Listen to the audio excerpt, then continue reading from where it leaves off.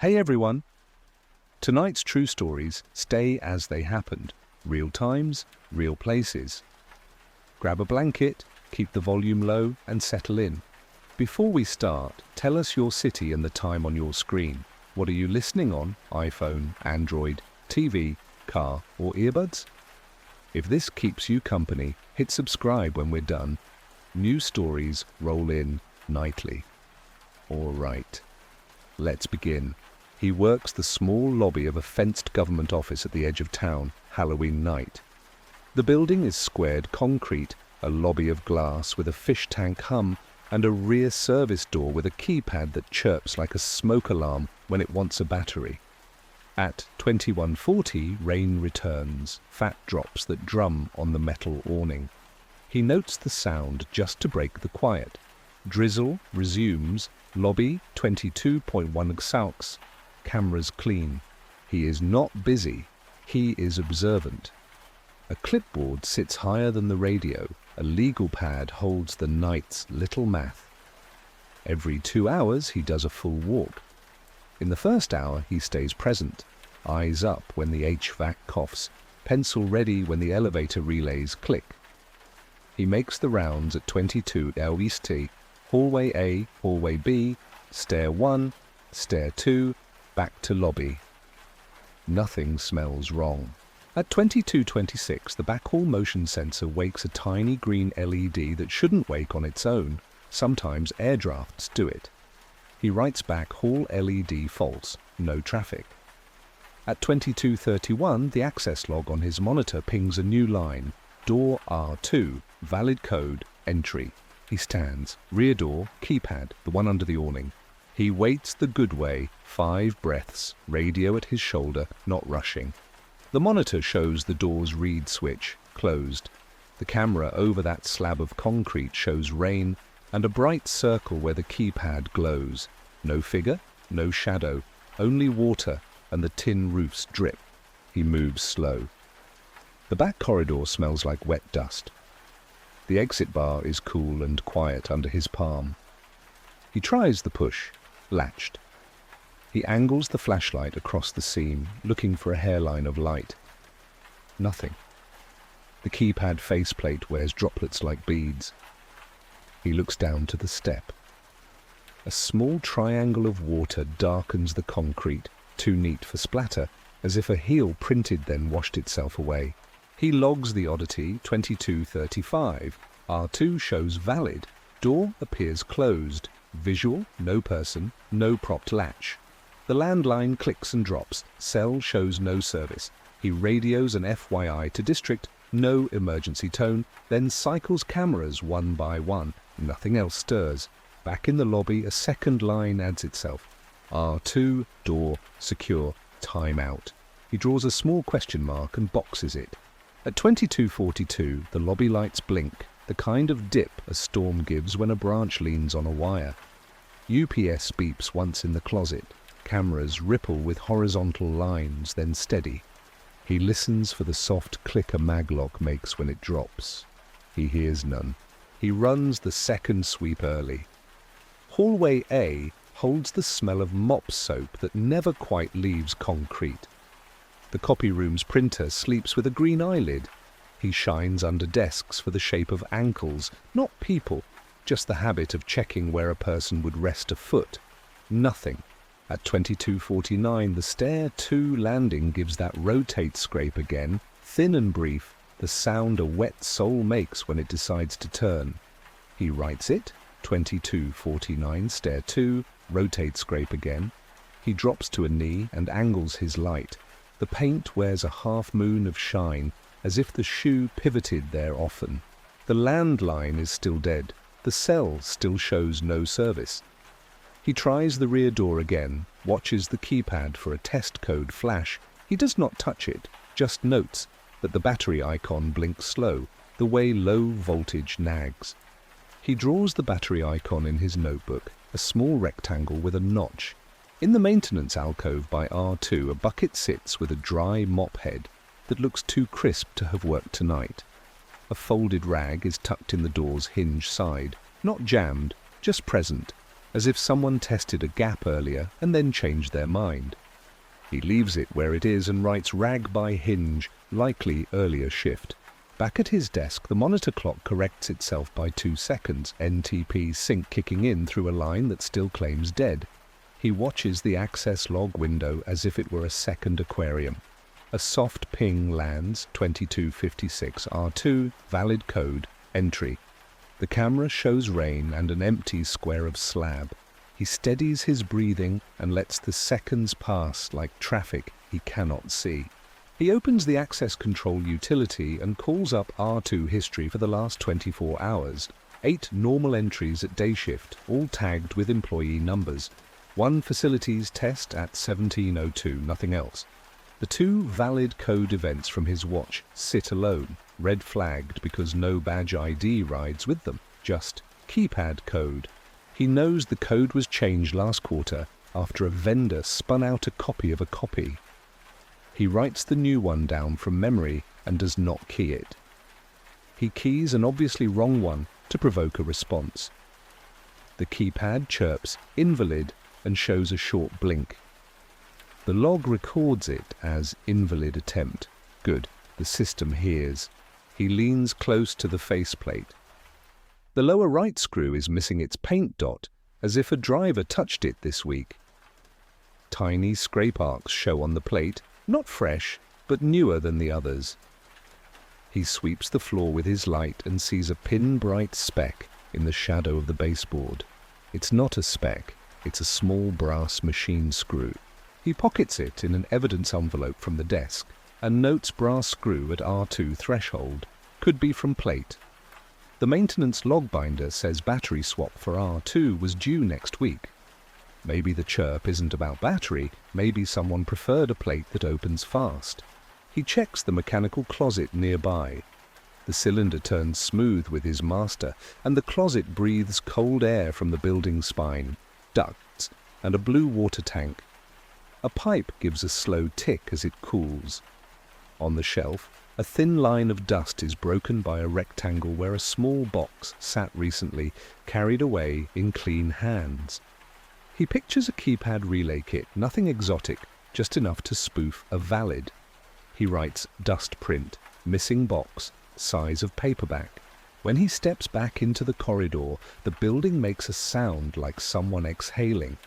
HVAC starting a new cycle. He holds still until the new pressure finds its level. Then he marks a simple arrow beside the boxed question mark in his notes. The arrow means look again, but slower. At 23:11, the power finally surrenders for real. The lobby goes dark, emergency lights wake with their faint whine. UPS hum deepens in the closet like a bass string. Cameras die to black. The access monitor freezes on a cursor that doesn't blink. He lets the dark have 10 seconds, then he squeezes the flashlight and moves. The beam finds the stair rail, the good guide. He keeps one palm on cinder block so he always knows where home is in a hallway. Halfway down the rear corridor, a colder strand of air walks past his cheek. The back door area bleeds weather differently when it's open even a crack. He stops and aims for the seam. The light shows a tight line. No light leaks from outside. He goes lower, eye level with the push bar. That's when he sees the tiniest stutter in the dust on the floor. 2 crescents where wet tread met grit, then lifted. He writes while kneeling. 23:15, fresh crescents at R2 inside. The radio hisses static, empty of voice. He tries a building-wide announcement on the intercom. After hours security, identify yourself. His words come back in a metal whisper. He steps through the inner loop toward stair 2. At the landing, the rotate scrape is no longer thin, it is recent. The paint has a new crescent missing dust. On the step below, a small object rests in the shadow, barely a lump. He pins it with the light. It is a knurled knob from an electrical box, dark with age, the kind that backs a panel you would open fast if you wanted fingers inside the wire. He bags it, writes, and listens. Listening is most of the job. The building does not breathe like a person. It sets its own metronome, pump tick, drain glug, compressor shake. Something else, small and human, has been added between the beats. At 23:22, the elevator dings in the dark, a softer sound on battery, but still the same interval. He angles the light across the cab floor and sees a damp oval just inside the threshold, a heel that thought about leaving, then stayed. The interior panel shows L2 lit. No call button glows at the lobby. He doesn't step in. He changes his plan. Instead of chasing the sound, he makes a sound. He opens stair 1 hard and lets it slam, a blunt noise that will travel. Then he keys his radio and says, too casually, "Copy, unit en route," for anyone listening to hear and make a mistake. He stays still after that, tucked into the triangle behind the stair door, counting 20. The building holds its breath with him. On count 17, a faint scuff rises from the opposite side of the floor, down by records, a scuff accompanied by a small metallic catch, like a zipper tooth snagging a thread. He moves on the outside of his foot to keep the shoe quiet. The flashlight stays off. He knows the hallway by steps, and by the way, air changes near doorways. When he reaches records, the odor of paper is stronger, dry and old. The door is latched. He can feel the cold of the lever where a wet hand touched it not long ago. He leaves a small chalk line on the floor, a habit from a different site, just a mark that will smudge if someone passes. Then he backtracks to the lobby to give the camera a chance to wake on UPS. It doesn't. He writes 23:27, slam heard, response by records, no entry. He takes stair 2 down, then up, keeping to the rail with his palm so the beam can sweep wide. At 23:31, the lower landing gives him the thing he knew would come, the movement not from the building. It is a shoulder's worth of shape at the corner of his light, a person turning away just as the beam grazes fabric. Dark, hooded, not tall, carrying their center of weight forward like someone who expects to run. They run, he does not. He times it, lets their noise choose the route. Their feet find water where he left none, so they've carried the rain with them along the cuffs or the soles. At the bend, a shoe skids. The sound is hard, rubber over paint, and then the clack of something not a shoe hitting the concrete. He holds the angle and doesn't bite on the chase. He watches the shadow line and waits for the figure to commit to a door. The figure commits to door M, the maintenance hall, and finds it locked. The handle knocks once with the surprised knock of a plan that forgot a detail. By the time he reaches the bend, the hallway is empty again. On the step, half in the gutter of dust, lies the thing that fell. He aims the light and sees black metal, compact. He doesn't touch it. He doesn't say the word out loud. He writes 23:33. Found handgun on stair 2 bend, no owner in sight. He blocks the corridor with a collapsible sign and a length of caution tape from his belt pouch. Small rules save big time later. He keys the radio and gives the first real escalation of the night. Dispatch, upgrade to law response, possible weapon recovered, building power limited, landline down, cell down. His voice is even but not sleepy. Section. He goes into a hold. The job now is to keep the scene simple until uniforms arrive. That means closing choices. He throws the upper mag locks to manual hold with his master key so an outside badge can't swing a door without him seeing it. He dims his flashlight to its lowest throw to keep his pupils honest. Maintenance hall M is still locked. The small triangular wet marks stop at its threshold, then smear backward as if someone pivoted hard and fled. At the end of M lies the custodial closet. A rolling cart sits half out, not quite square. The mop head on it is too dry for a rainy night. The clean rags are folded with a left-hand bias, corners misaligned the way a right-hander won't do. That tells him the cart moved in a hurry, by habit, fighting speed. He looks at the bucket's water. The surface quivers. Buildings shake water in certain rhythms, HVAC, pumps, footfalls. The quiver rides a two-step pattern, a person moving in little bursts, then holding. Someone is in the hall, not close, but present. He doesn't chase the quiver. He sets a small bell on the floor, a door contact tester the size of a coin. It rings when the air stirs near it. He places it 2 paces inside M and steps back into the dark, counting. At 23:41 the bell ticks once, as if a sleeve brushed air exactly there. He shines the beam for half a second and turns it off again. He hears the smallest bead of water leave a cuff and find the tile. He can tell the difference between sink drip and cuff bead because one keeps time with a building and the other keeps time with a person. Section 8, the reveal. Nobody gets on camera. Sirens would be useful. The storm holds them back. He decides to bring the figure to him. He pivots to the loading bay, big space, fewer places to vanish, and props the outer door with a chock so any opening will read on his skin. He uses the intercom again. PD en route, hold position and identify. It's not a bluff anymore, just a sentence placed in the air. Air moves wrong behind him. He doesn't turn. He hears the small choice a person makes when they choose between loud and fast or slow and hidden. The shoes try for slow and hidden and end up telling more. He drops his spare keys deliberately so they ring on the concrete, a noise to make someone flinch. The figure flinches. A slip of a shape bolts across the mouth of the loading bay, a shadow cutting rain glitter, and is gone into the throat of hallway B. He counts, then follows at a pace that makes no new story, just steady feet. At 23:47 the fire door on B coughs against its frame, like someone leaned on the push bar without opening it. He reaches the corner and lifts the light. Nothing. Only the wet trail that isn't trail enough. Short dots, then dry, as if someone stood and waited on a mat that doesn't exist. The elevator dings again, doors part, empty cab, floor shows 2 half-moons of damp.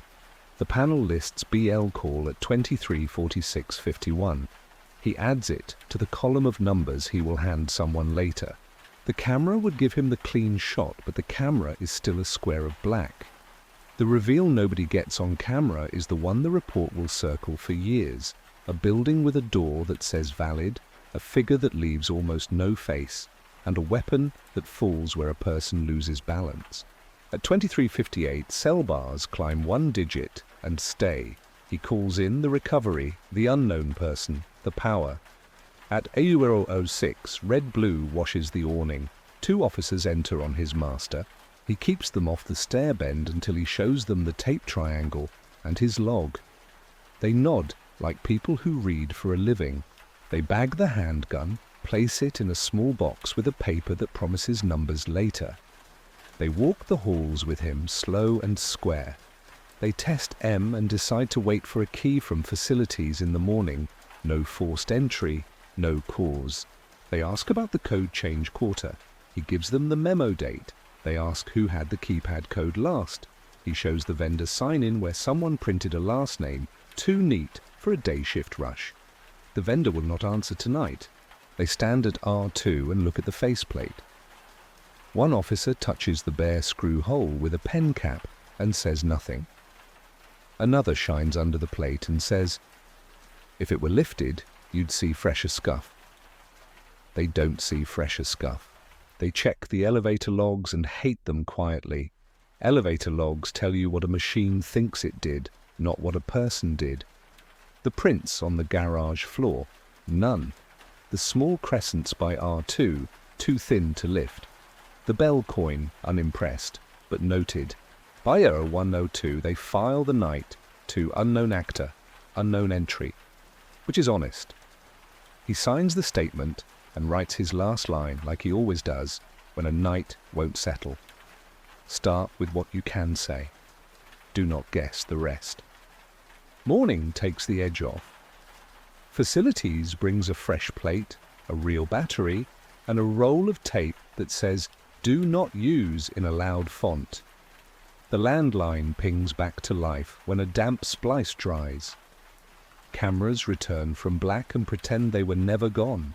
He walks one last loop with the day guard, showing where the air feels different near doors that open to weather, where the stair paint wears polish from turning feet, where a rag in a hinge means someone was thinking about inches. He hands over the envelope with the small brass screw and the knurled knob and says both might be nothing or might be the whole night. The report lands by 0930, a clean PDF with the wrong spelling of his middle name. The parts that matter are there: times, lines, a map the officers drew on a copier. The handgun number returns as unregistered, which fits the rest. A figure no camera saw and a door that swore someone belonged. He sits in the lobby at the end of his shift and looks at R2 across the glass. The new plate shines too bright. Everything new looks guilty until it learns to hide. The rain lets go of the awning one last time. He draws a box around the small question mark in his notebook and adds a second mark beside it, a dot. The dot means someone had the code. It does not say who. When he leaves through the front, he palms the push bar and listens to the way metal answers metal, steady, even, honest. The building will keep its own secrets if no one asks again. He lowers his eyes to the concrete out of habit. One old crescent of tread still shows in dust where the mop never quite reached, a small proof that a foot turned there once and then did not come back. The night closes clean, a brass screw in an envelope, a fresh plate on R2, a lobbed question mark that won't name anyone. The file slides back into its sleeve. Another case waits in the stack with a paperclip and a simple label, bare footprints. The last story ended with a turned heel in dust. This one starts where shoes don't speak at all. The building sleeps through late October with the soft hum of server fans and the elevator's idle whine. The night guard is steady and neat, the kind who turns the sign-in pen so it points north. At 006, he wipes a smudge from the lobby dome with a lens cloth and watches the garage feed step through their 10-second cycle. Concrete aisles, red exit signs, a soda can the day shift forgot by pillar B12. At 0014, a shape edges into the far left of cam G3, half hidden by a column. There, then not there, as the auto exposure breathes. The outline reads as long and dark to mid-calf, not quite a coat, not quite a robe. No face. He taps to zoom, which this system does badly. The picture becomes a guess made of squares. He keys the intercom. Garage level G, identify. His voice walks out across concrete and comes back as a metal echo. No answer. He watches the stair vestibule for the small puff of air a door gives when it moves. Nothing. At 0018, the lobby elevator dings and opens. The cab is empty. He doesn't step in. He checks the service log on the panel. Call, G, lobby, draw 1758. If the cab came from G, where is the person who pressed the button? Cam G3 showed no one boarding. He leans to the threshold. The floor vinyl holds a darker oval just inside the sill, a wet place the size of a heel that stood and then decided not to ride. The oval edges are clean, not mop streaks. He lets the doors close so the light can settle. He rides down on his own call. The car hums level, relays ticking at L2 like a metronome. He watches the floor, not the mirror. Small rules keep the mind quiet. The doors part to the cool of tire rubber and old rain. Concrete keeps stories until it dries. From the elevator threshold, a ladder of thin, wet impressions leads away into the east lanes. Bare feet, not shoes. The toes are clear, second longest, the right foot splayed a touch. The prints are already feathering at the edges like breath on glass. He does not shout. He keys his mic low. Copy. Possible trespass, G level east. His voice stays even. He follows as if reading, not chasing, careful not to plant his own tread across the water. At the ramp angle, the prints lose confidence. Skitter, then correct. A few steps later, they pause at a floor drain where the metal grate shows perfect circles through the toes. He takes stock of exits without moving his head. Stair, SG1 to the north, door to mechanical to the south, a blind corner left of B12. The prints travel toward the stair vestibule, then falter. At the base of the door, the last mark splits, heel over heel, as if the owner of the feet chose between two doors and chose neither. He listens. The garage has its own clock, compressor cough, sump, pump thump, fluorescent buzz that makes the air feel thin. Nothing new. He lifts the radio again and keeps it simple. Holding position. The word holding spreads out in the concrete, soft and patient. He sets a small paper triangle, his own habit, just inside the vestibule line, a thing that will smudge if a draft or a person moves it.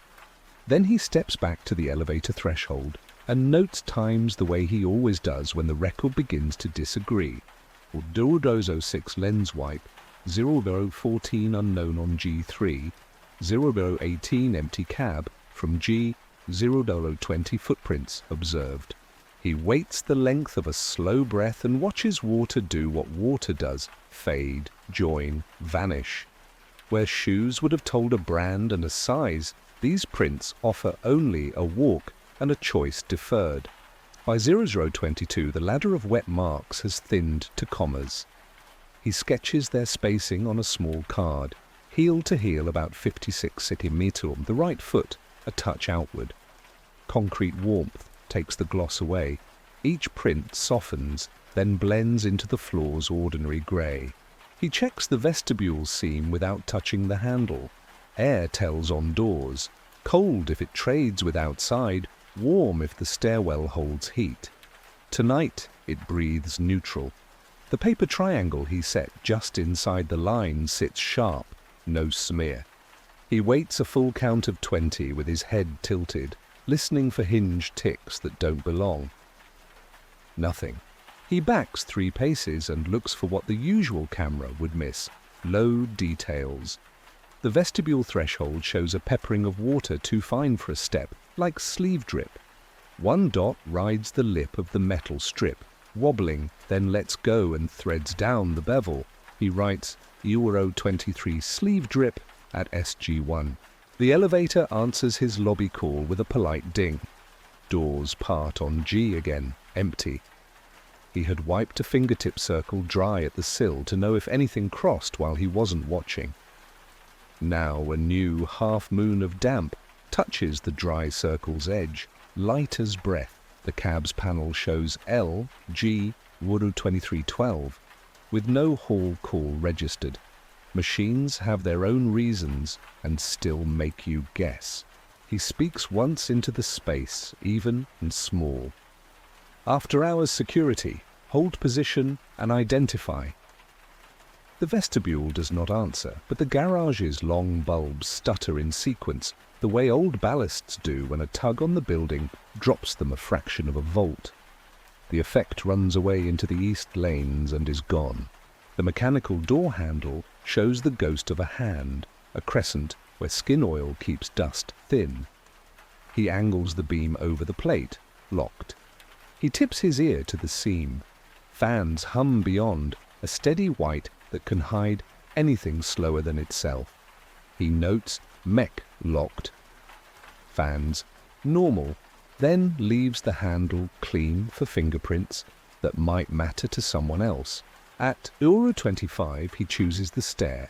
He presses the push bar on SG1 with his elbow to keep his fingers off the metal.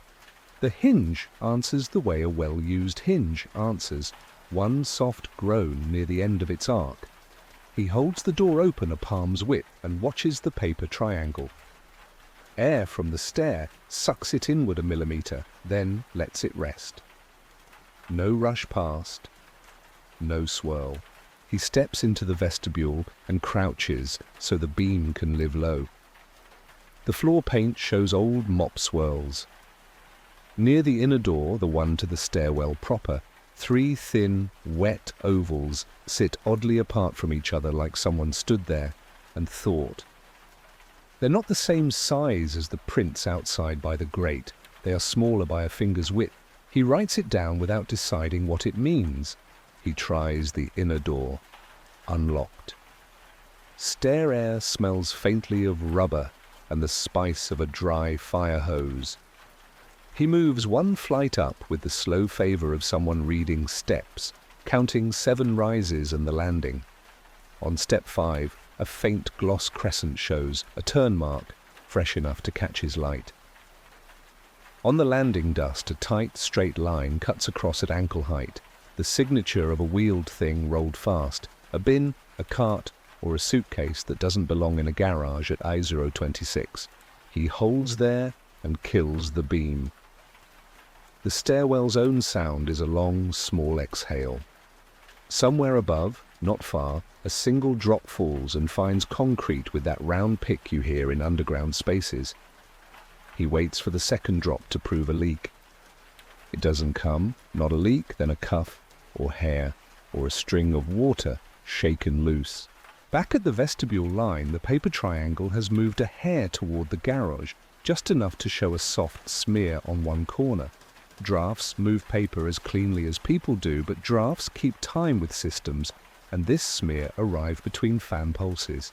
He writes triangle ticked, roll 27, and draws a small box around the time. The elevator dings again with the patient cheer of something following its own list. Doors open to his dry circle, and a second new mark, this one, a toe tap that didn't commit, right at the edge as if someone checked depth. He doesn't step in, he lets the doors close, and without looking up at the mirror, decides his next move belongs either 2 flights above, toward whatever left that single drop, or 1 door behind the mechanical hum, where wheels and small hands tend to make their own paths. He chooses the simple fork, stair first, then mechanical. The small, wet ovals inside the vestibule sit in a thoughtful triangle. He measures without a ruler, pen cap laid across the widest toe span, smaller by about a fingernail compared to the prints by the grate. Not a match. He writes 2 sizes, vest ovals narrower, and draws a bracket to tie them to 0.20. At 0.28, he leans into the mechanical door seam and lets the building speak. Fans make a steady white. Drafts born from fans keep their own clock. What brushes his cheek doesn't. It pulses in halves like a person breathing near baffles. He slides a business card into the bottom gap. It trembles, rests, trembles again, off the fan rhythm by a clean beat. He notes mech, gap, pulse, fan, cycle. Baseboard paint outside the door shows a low, tight crescent scuff, graphite dark, 2 inches wide, the kind twin casters leave when a small cart pivots under a hand that doesn't care about neat corners. The crescent points not toward the janitor closet, but back toward the stair vestibule. He writes caster arc pointing to SG1. He presses his ear to the metal for a long 10 count. No tools, no clink. A smell rides the white noise that wasn't there before.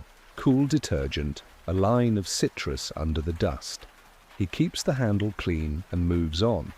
What's behind a locked mechanical at 0029 belongs to morning, unless it starts making its own argument. He takes the stair. Up 1 flight to L1 is 7 rises and a landing with a habit of catching grit in the corners. Step 5 wears a fresh, shallow gloss where a wet sole turned. Right foot outward, same splay as the garage prints. On the landing dust, a straight, thin stripe cuts across at ankle height. Casters again, rolled fast enough to print, narrow track like a copy paper tote, not a mop bucket.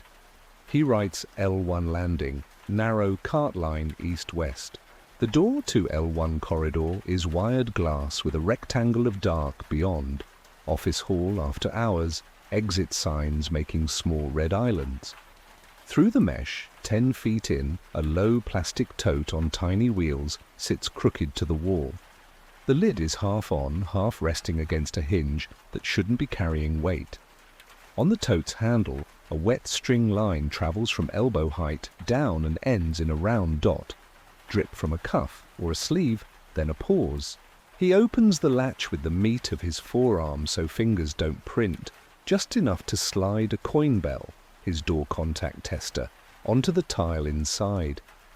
He sets it sideways so the smallest air stir will kiss the reed switch. One soft tick now means this door. He eases the latch back.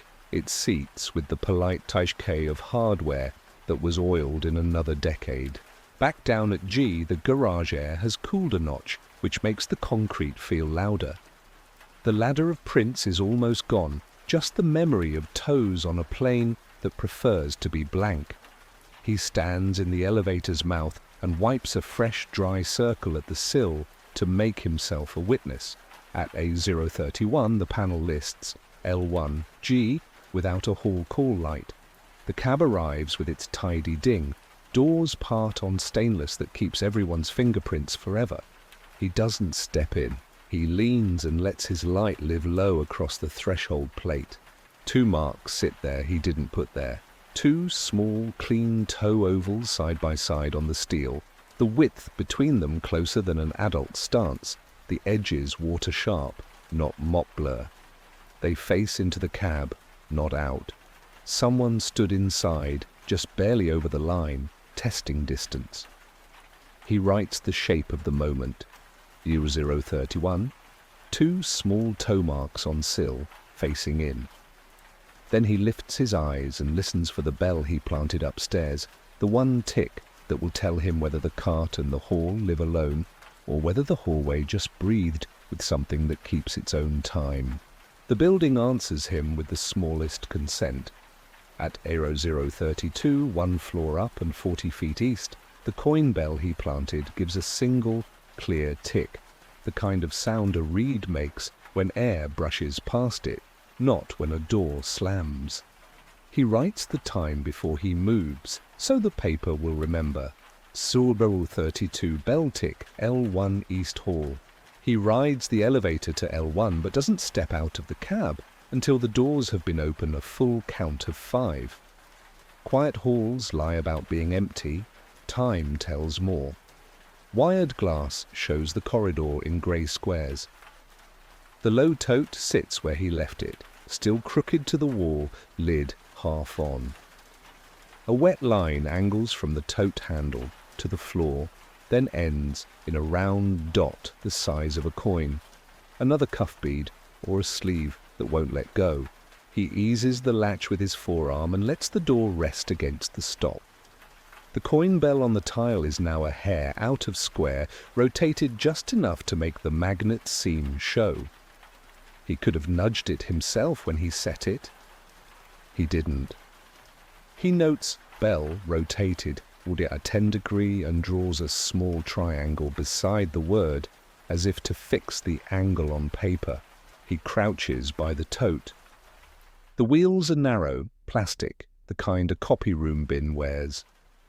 The lid's lip shows a thumb polish where someone lifted and lowered without full commitment. He angles his light shallow so it skims under the lid.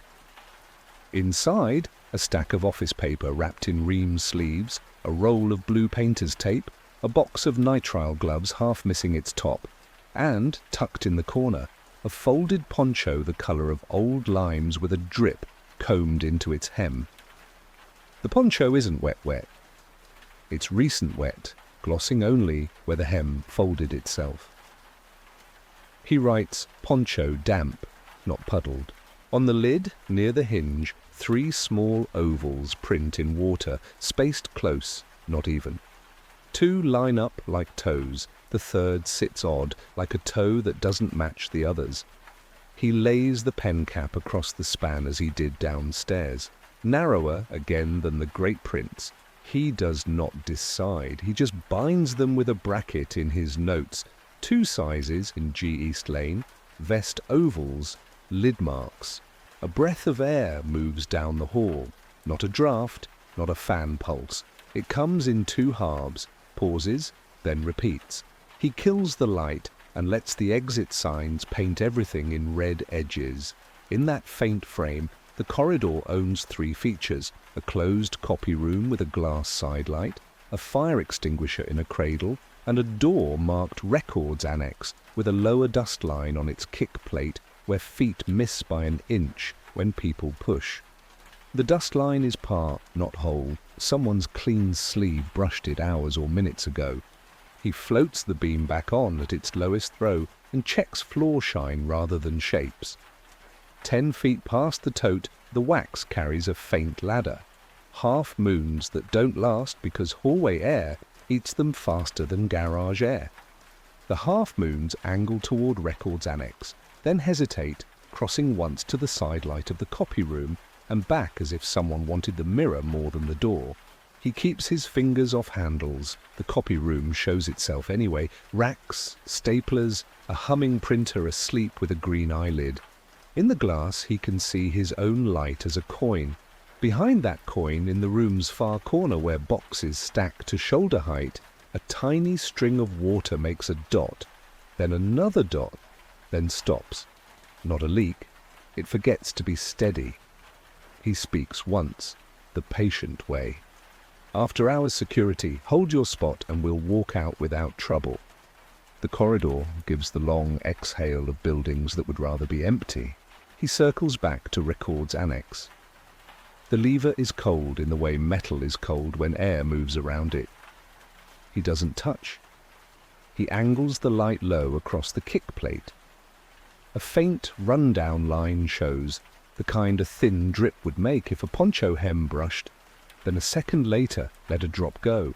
He ties it to the poncho in the tote with nothing more than a note. Hem drip signature repeats at Records. At E036, the elevator panel behind him pops its relay, an idle system waking to tell him it's still there. He glances back because the cab sill is still his witness. The dry circle he wiped is now touched at the edge by a mark he didn't put there. Not a full toe, not a heel, just the crescent of a foot sole that tested the boundary, facing out this time, not in. Someone stood in the hallway where he stands now and leaned, deciding. He doesn't chase the lean. He backs 2 paces, gives the air room to talk, and lets stillness do the work. On the tote's lid, the smallest bead he watched earlier elongates, drops, and lands without splash. The sound has a shape between pick and tick, more cloth than concrete. He writes it the way he hears it because words flag memory later. 037 drip, cloth versus concrete. The coin bell does not tick again. The fan cycles do.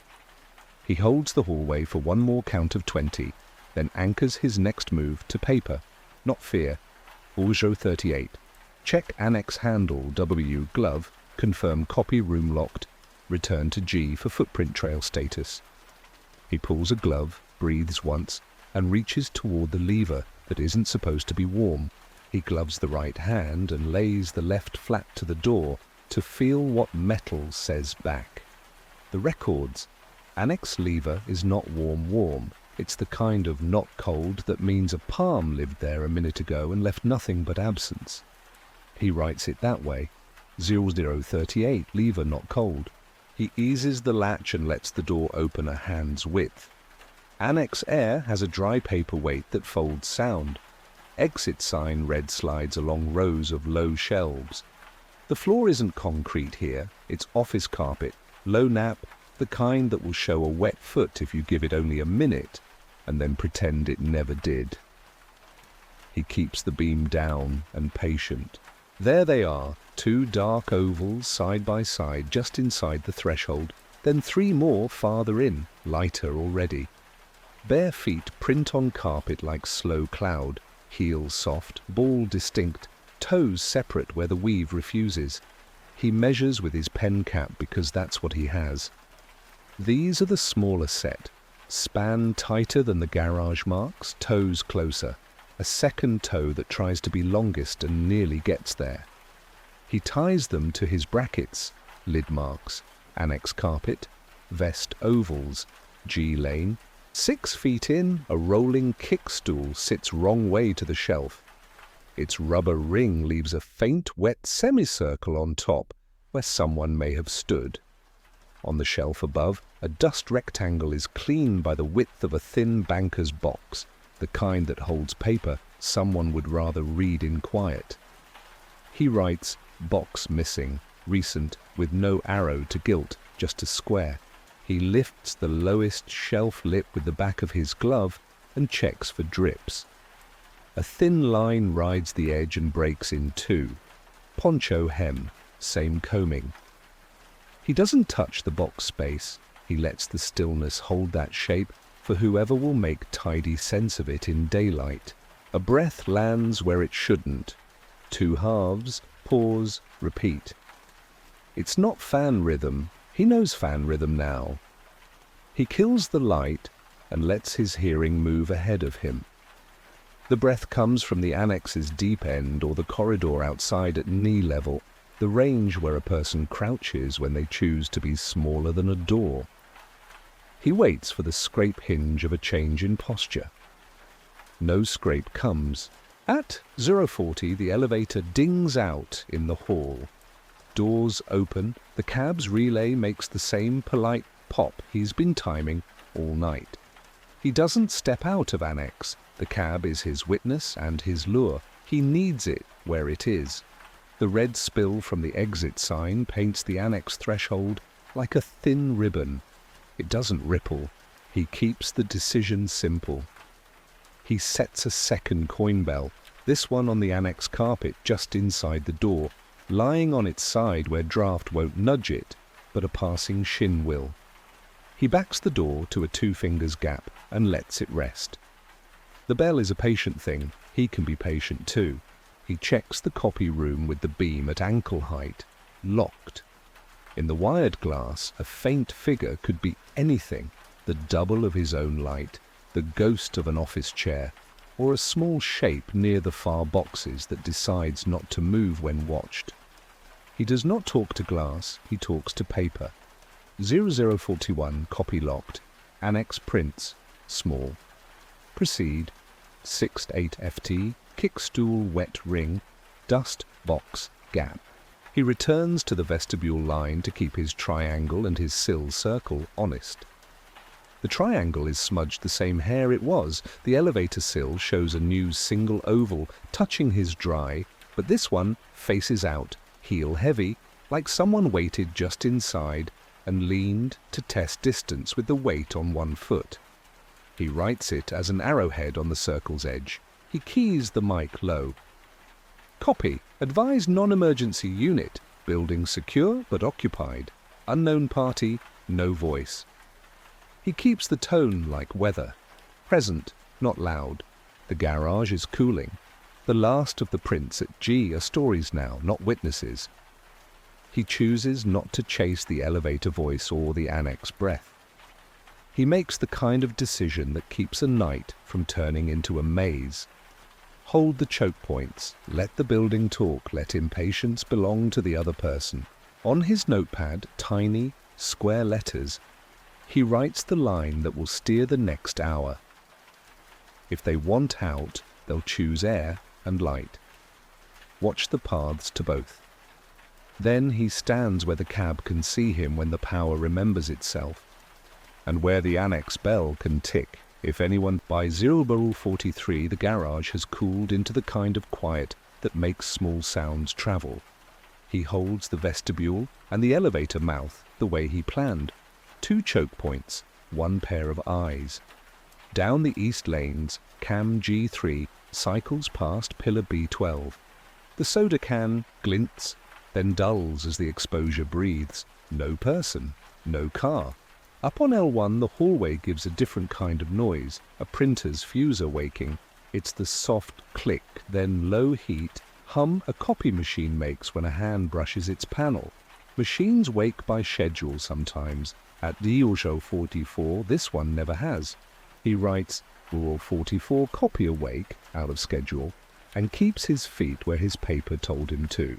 He rides to L1 and lets the doors stand open a steady 5 count before stepping. Wired glass squares the corridor into quiet pieces. The low tote that was crooked is now square to the wall, wheels aligned, lid pressed flat. He hadn't squared it. The bead he watched on the lid is gone. A faint round on the tote's rim says it fell and dried to dull. He notes tote moved, no bell tick, and draws a small hollow square to mark, squared. The copy room remains locked at the handle, but a faint, warm exhale lives in the door seam, the kind that slips out when a hot fuser idles. He keeps his glove off the lever and checks low. On the tile, a short ladder of small, damp ovals lead 2 steps toward the copy room and stop at the jamb, then show nowhere else. They are sharper than the Annex carpet prints, close in span to the lid marks on the tote. He ties them with a bracket, small set, copy seam. The Annex door sits as he left it, gap the width of 2 fingers, coin bell on its side just inside. He leans and watches the bell's reed tongue. It does not quiver. Inside, the kickstool's rubber ring has dried at the top. The wet semicircle he saw has faded to a shadow. On the shelf where the banker's box shape was, dust has taken a new line at the edge, the mark a sleeve leaves when a person lifts and turns something narrow. He writes, box removed, sleeve polish fresh. He lets stillness pour back into the hall, then backs to the elevator mouth and wipes a new dry circle at the sill. The cab panel logs a polite L1, G, while 46 at 9, on a call he didn't see. He does not step in. He listens for the thing that will be honest by accident. Air.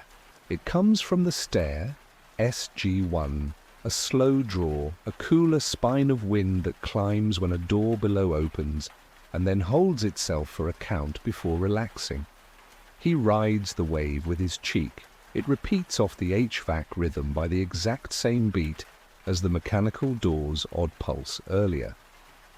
He writes stair draft, open hold, close, human. He lowers the handle with his forearm and lets SG1 swing just enough to see the landing. On the paint, halfway between floors, a right-hand crescent gloss catches his beam, bigger than the Annex ovals, same splay as the first garage prints. Under the handrail at hip height, a thin, wet stroke rides the metal round for 3 inches, then drops. Poncho hem signature again, only higher now, like someone moving faster with cloth loose. He waits for a second honest thing. It arrives on sound rather than sight. The small thunk of weight meeting a door push bar below, followed by the quieter kiss of a door settling into its frame without latching all the way. He doesn't chase it.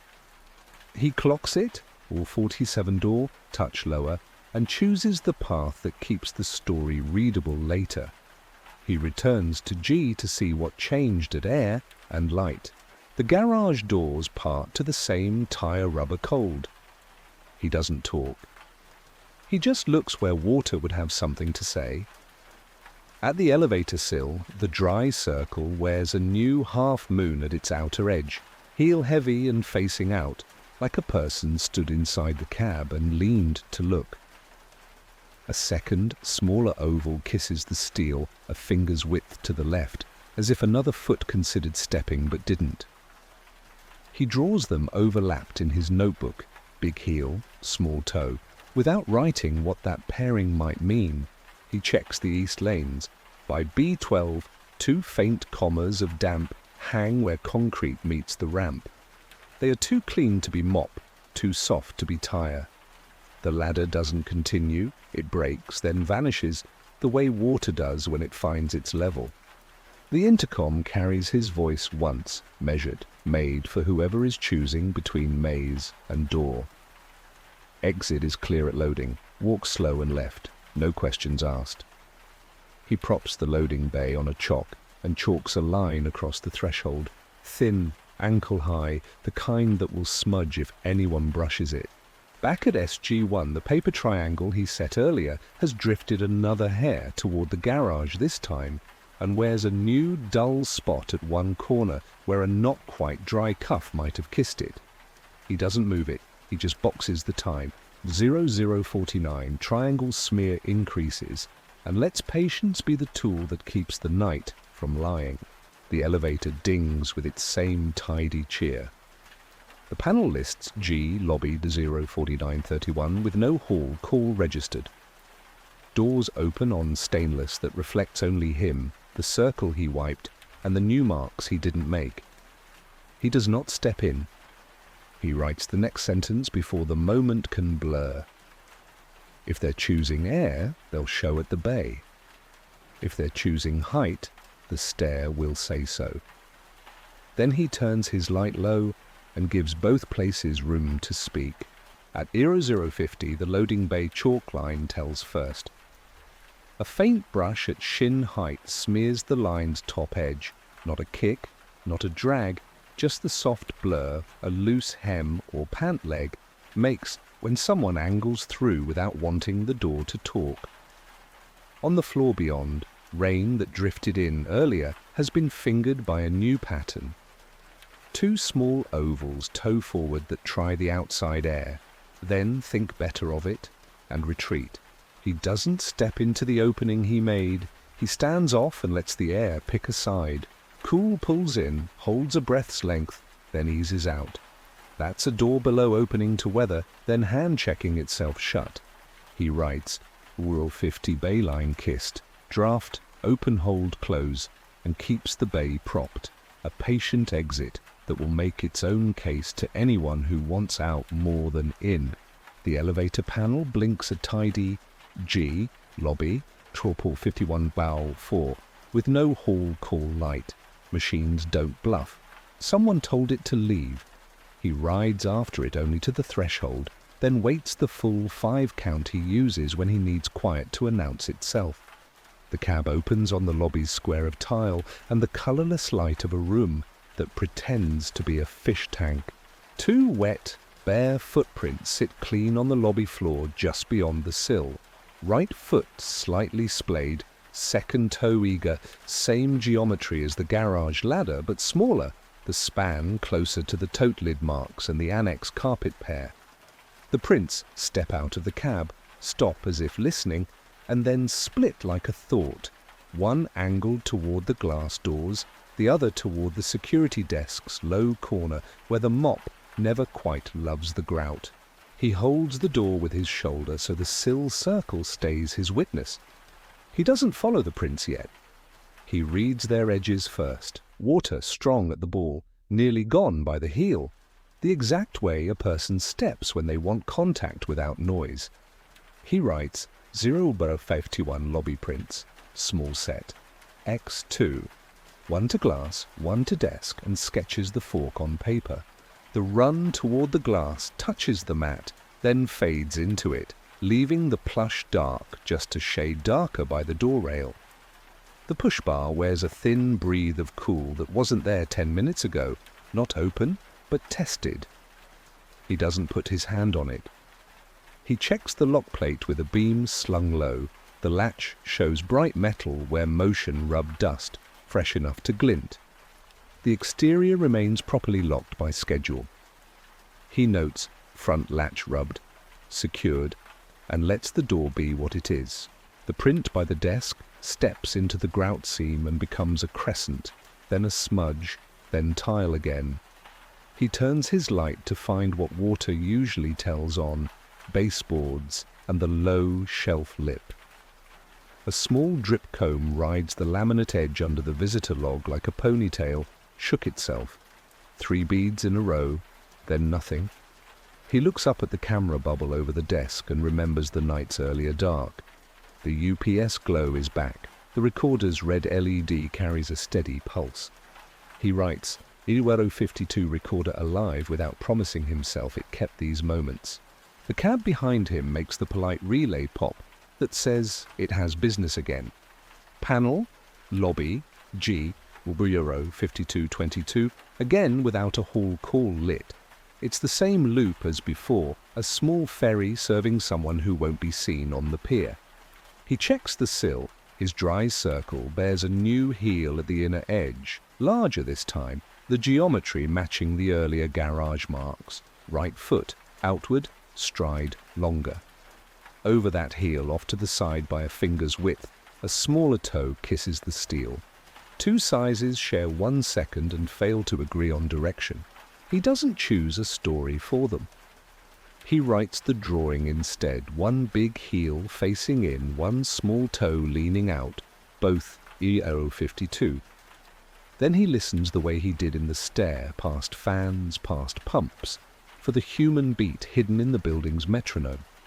It comes from the stair throat, low and right, the weight of someone arriving hard on the landing below and holding while they taste which door is safest next. The loading bay answers with a change in pressure, a cool draw that pretends to be weather and isn't. 2 paths, 2 tempos. He gives each an invitation, sized to fit a decision. Into his mic, even and small. Exit is clear at loading. Walk it slow, no questions. Then, for the stair, he lets a deliberate door slam travel. He swings the copy room door hard and lets the report run the hall like a thrown stone. If anyone is choosing between his back and the exit, noise will make the choice honest. He stays still after the slam and counts to 20 with the patient mathematics that has kept the night readable. On 17, the loading bay chalk line blurs again, a fresh, low smear across his ankle-high mark. On 18, the stair exhale gives nothing back, no scrape, no hinge, just the hold of a person who wants him to move first. He doesn't. He writes 3 small lines down the margin, bay, stair, cab, then draws a box around hole 53 so the moment won't slide. Only then does he set his next small tell, a torn receipt strip across the lobby tile, light enough to flutter if air moves, heavy enough to stay if the room lies. He places it where the 2 prints forked and steps back until the elevator doors frame him again, giving the building another chance to tell the truth it can't keep for long. At Era 54, the torn receipt strip he set across the lobby tile gives the smallest tremor. One corner lifts, turns, and settles like a moth that changed its mind.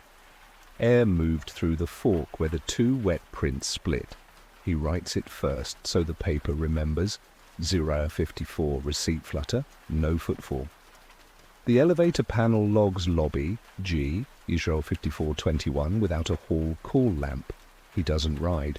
The cab opens and closes like a patient ferry, indifferent to who names the stops. He checks his dry circle at the sill.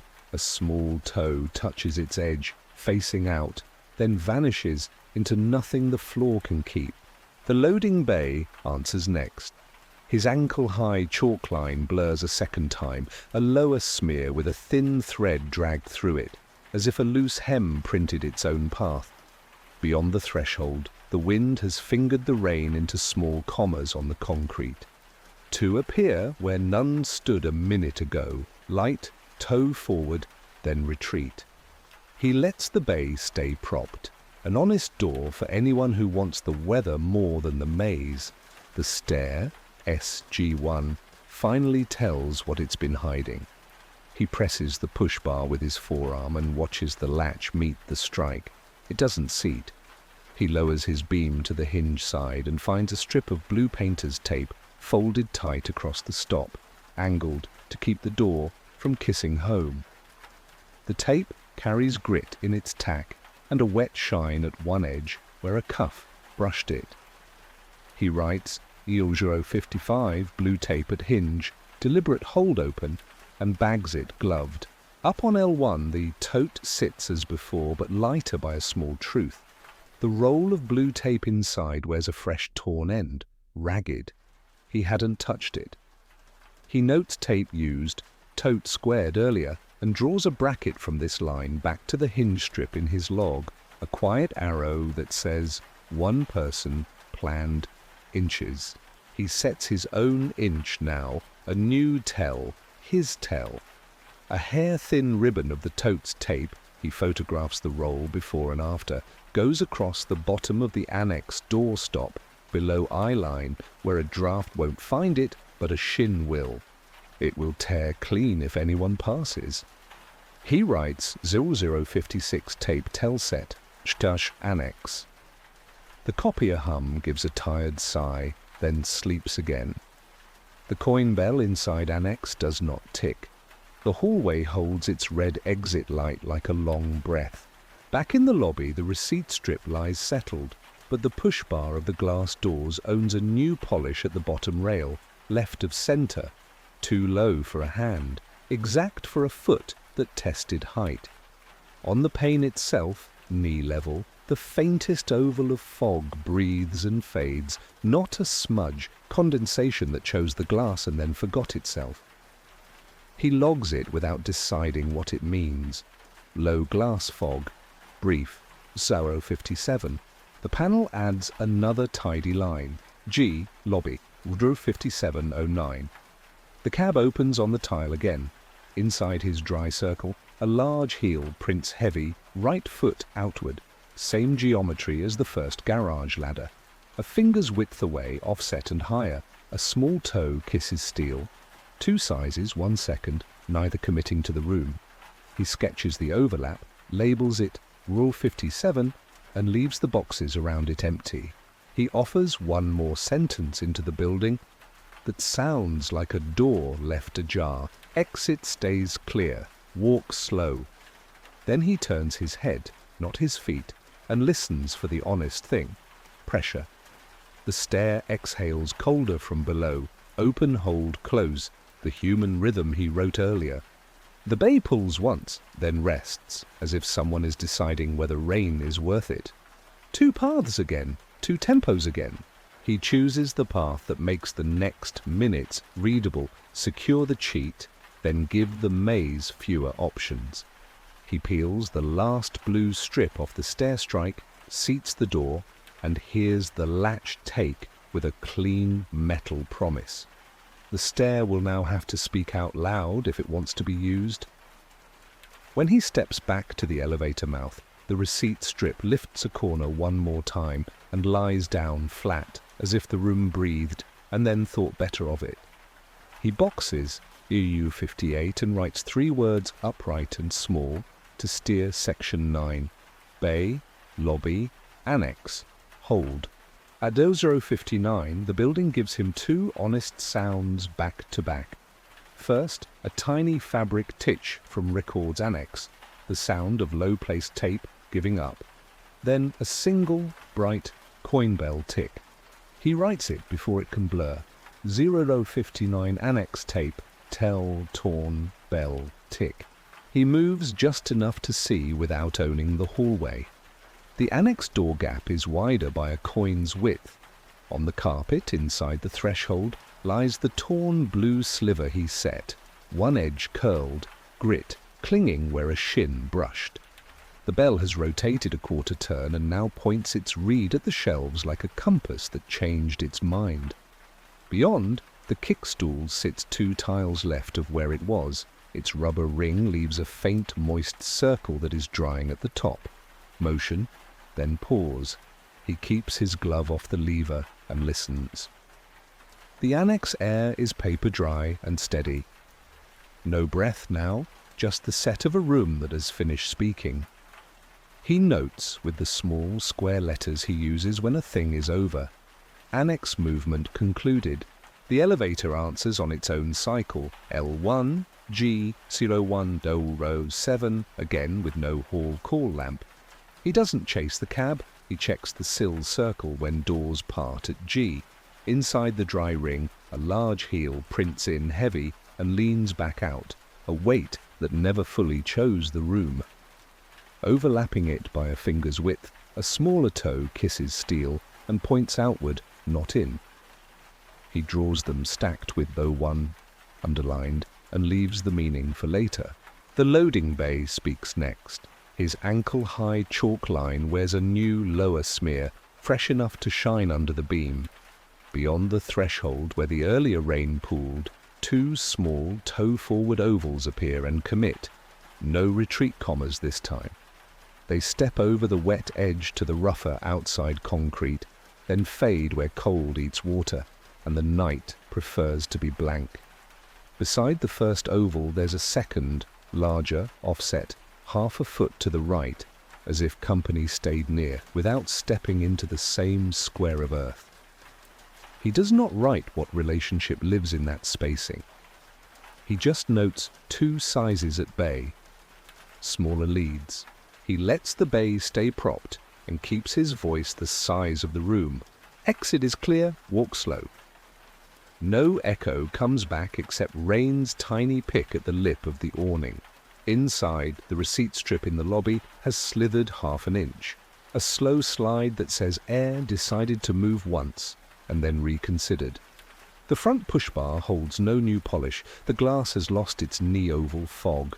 He gives the building one more deliberate noise to make choices honest. A copy room door swung and caught so the slam walks the hall in pieces. The stair SG1 now latches clean, no painter's tape in the hinge to cheat it. The draft that answers from below rides the human rhythm he knows, open, hold, close, then quits like a person who felt a change in the maze and decided not to argue with it. On L1 the tote is lighter by glance alone. The poncho that sat folded damp in its corner is gone. In its place the glove box sags one more pair thinner, and the blue tape roll wears a second, fresh, ragged end. He photographs and writes the small math: tape used, X2, poncho removed. He steps back to where three paths meet, bay, lobby, cab, and lets patience do the work. The panel lists G, lobby, 01, 02, 11, polite as ever. The cab opens on tile that keeps only its own shine. No wet ovals step out, no heel leans in. The sill circle stays his witness. He calls it in as a non-emergency, so the record will have more than his pencil. Occupied earlier, possible exit via loading. Two sizes of bare prints observed. No contact, power stable, recorder, active. The sentence lands even. He avoids the words that guess. At the bay, the chalk line has smeared a final time. Low, thin, a last brush at shin height. Just beyond, on the yellow safety stripe, a tiny sugar wrapper corner sticks where water made it tacky, orange and black, folded once, the sort you find in pockets on the week of Halloween. He doesn't decide what it says. He bags it and writes wrapper at bay lip, wetted 013. He closes the annex door to a palm's width and leaves the bell where it can confess again if it must. Then he props the bay as his only loud sentence and lets the building find its level. The night has chosen weather over maze. He boxes 013 so the hour can be found later and writes one line to steer the last section: hold scene, walk paper, leave the doors how they should have been. By 0107 the lobby glass holds a wash of red-blue from the curb. Non-emergency response, two uniforms, rain freckling their jacket shoulders. They come in quiet because the room is already whispering. He gives them the short version first, then the list.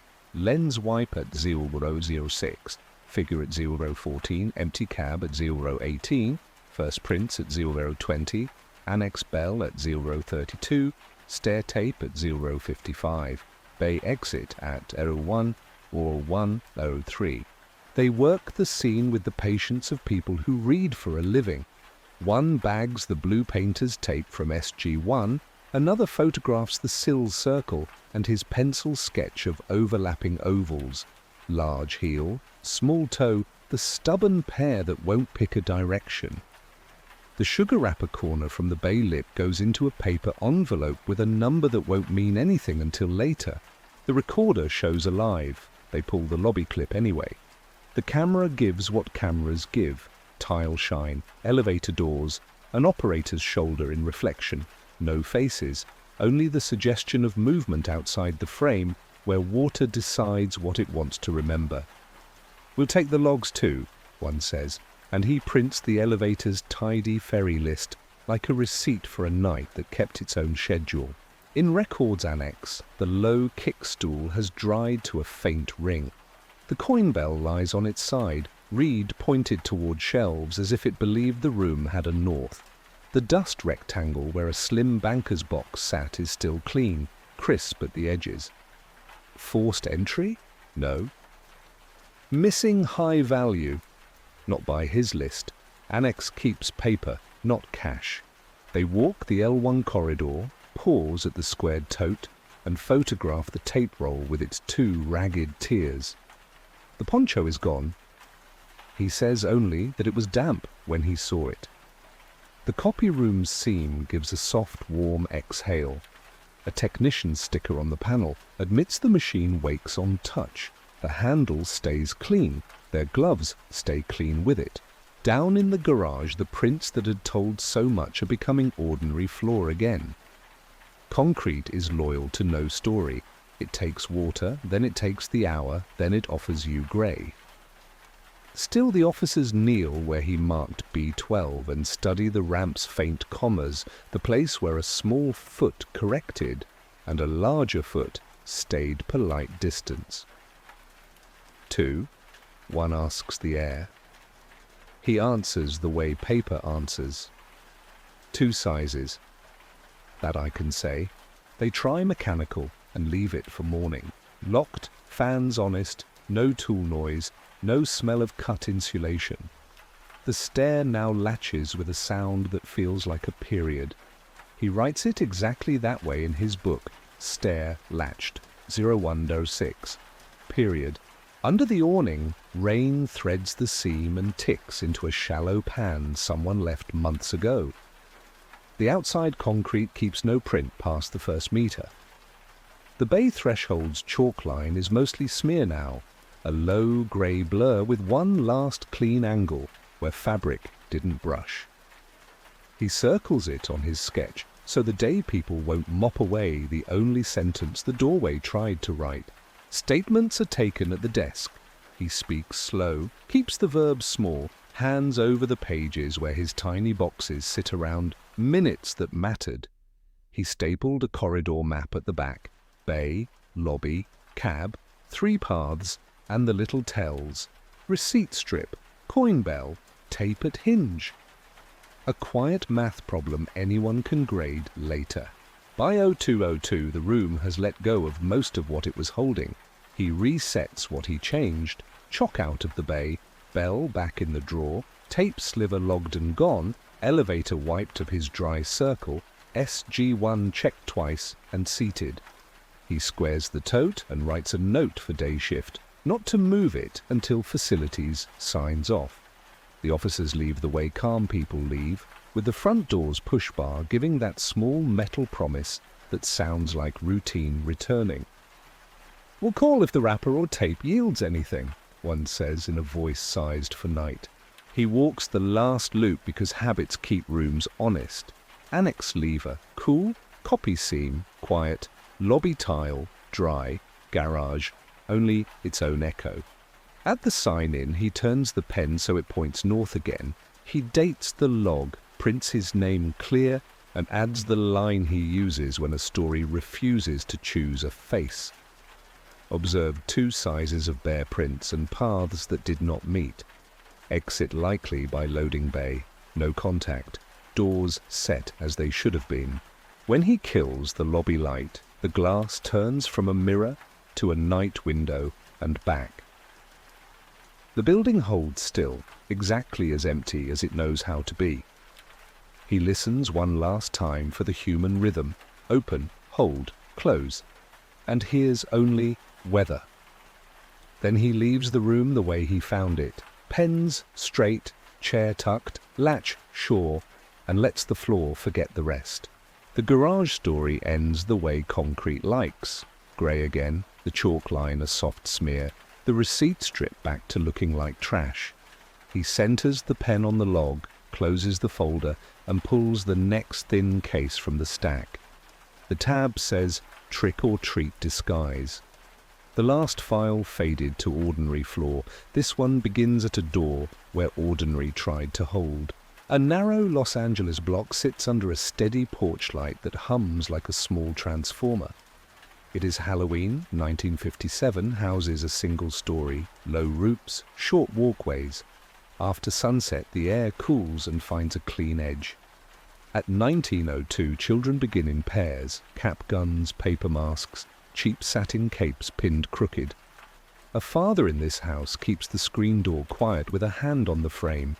He set a bowl on the side table, said not to step off the mat, and went to check the back latch. The doorbell is a dime-size button in a polished ring with a small nick at 6 o'clock. The mother likes details like that. She calls them proof that the house remembers. The kitchen radio says tires at 2011, the porch bulb dips, then steadies at 2012. At 2013, someone knocks who does not use the bell. 2 knuckles, a breath, 2 knuckles again.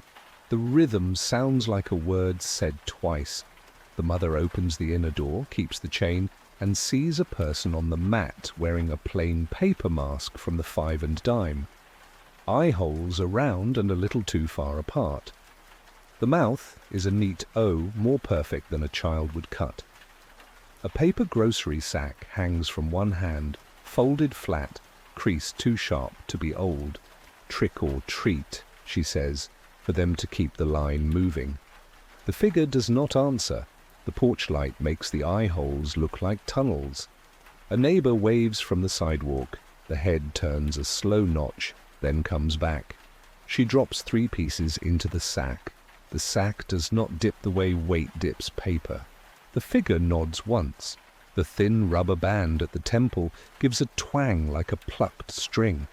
The figure steps back, not down the walkway, just back into the light's edge, and is gone when she looks again. She notes nothing out loud, only pushes the bowl back to center by a finger's width. At 2019, the doorbell rings once, clean and short. She goes to the chain again. No one stands there. The bowl is a ½ inch closer to the edge. She corrects it and watches the rail until her eyes water. The father returns from the back latch at 2021, wipes a small wet leaf from the kitchen floor, and asks if the radio faded again. The mother tells the doorbell story and the bowl. He shrugs the way people do when an ordinary night acts strange once. At 2024, the same 2-2 knock comes, same breath in between. The mother opens to the chain. The same mask stands there or one just like it. Smooth paper, perfect O-mouth, eye holes too round. The grocery sack's crease faces the other way now. She notices it because she notices small things. Nice costume, she offers, a door for manners. The figure lifts the sack a little as if to help the pieces drop. She adds 3. The sack edge is oddly stiff under the paper lip, like a card is taped inside. Across the street, Mrs. Vega ties her terrier and watches. She will later say the costume stood too straight, as if it were resting against something that wasn't there. She will also say she heard a small metallic chirp, not the bell, not keys, right after the candy hit the bag. She writes the time when asked, 8:24, though her clock runs 2 minutes fast, by the kitchen timer test. The figure turns, does not speak, steps off the mat, and fades to the left, not down the walkway. The father opens the inner door to get a better angle through the mesh. The screen shows the small diamond pattern on the paper mask as the figure passes into the side view. 2 steps later there is only porch light and the sound a dry leaf makes when it drags once and stops. At 2027 a boy in a pirate hat arrives and says, "You missed a funny ghost," which is not how he described any other house all night. The mother writes times on the back of an envelope near the phone because the envelope is there. 2013 knock, 2019 bell, 2024 knock. The radio says a jingle at 29 she knows by heart. The living room clock is a minute slow. The stove clock is too fast. The father trusts his Timex wristwatch because it came with a paper he still keeps. A Chevy idles at the corner sometime after 20:30. It is not unusual. Parents idle on Halloween, but it makes a small rectangle of exhaust under the street lamp. A neighbor boy tosses a wrapper into the gutter, misses, tries again, misses again. The wrapper lies near the curb in a way someone will see later and ask whether it belongs. At 20:33, the doorbell rings twice in short taps, then once long. The mother does not open. The father steps close and says, "Use your voice," the way he says to his own child to practice. No voice comes. The porch light hum keeps its steady note. He opens to the chain and sees no one. The bowl is again a finger closer to the edge. He shifts it back, then turns it 90 degrees so the pattern on the rim points a different way. A tell only he will understand. He breathes out and lets the door close to the chain. They agree to skip handing the bowl. They move it inside and decide to open the screen for each knock. It is a small rule to restore a small order. At 20:41, a black and white rolls past, slow. The officer on the passenger side raises 2 fingers and points down the block. "Busy?" he asks through the open window. The father says normal and mentions a costume that doesn't speak. "Kids," the officer says and smiles without amusement. He pencils a line in his pad anyway because that is his habit. He asks for time. The father says 20 after, then adds 24. The officer writes 8:24 next to mask, no voice, and underlines it once. The 5 and dime sold 3 of that mask style this week. The clerk will say so when asked. 2 were cut with a hand because the die press jammed. 1 had the mouth a clean O because it came from pre-cut stock, shipped in spring. That will live in a side note. At 20:47, the 2-2 knock comes a 3rd time. The father opens to the chain. The figure stands where the mat ends, and the first crack in the concrete begins. The rubber band at the temple twangs again, softer, the way rubber sounds when it is old. The bag lifts. The father puts 1 piece in, watching for weight. The bag behaves like nothing is inside it. The figure turns to go, and the father says the first long sentence of the night. "Neighbor said you already came by." The figure stops with that photo turn again, slow, as if a print were turning on a desk, then continues without reply. The father notes how the hem sits. If it is a sheet, it leaves no loose corner. If it is a coat, it falls wrong for wool. He notes he is guessing and decides not to guess again. At 20:52, the terrier across the street gives 1 tight bark toward the side yard fence between the house and the carport. The father steps out with a flashlight and keeps the beam low so it won't blind his own eyes. The ground is dry except where sprinkler overspray made a darker chain along the path. Near the hedged corner, tucked under a low bird of paradise, sits a paper grocery sack, uncreased, mouth folded once, seam to the left. It is not their brand. The nearest store prints a red bee on the side. This one has a green leaf logo from a market 3 blocks east. He slides the beam along the top edge. Stiffness shows under the fold. He does not touch it. He checks for ants. There are none.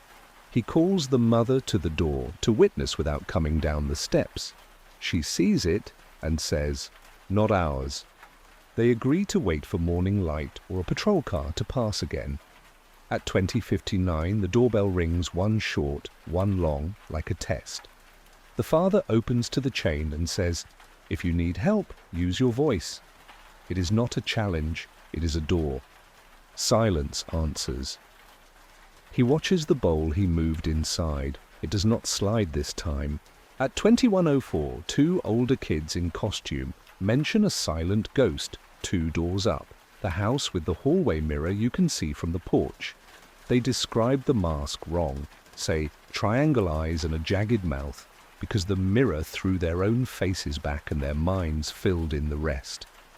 They do agree on the bag held high, elbow bent, and the way the person stood too straight.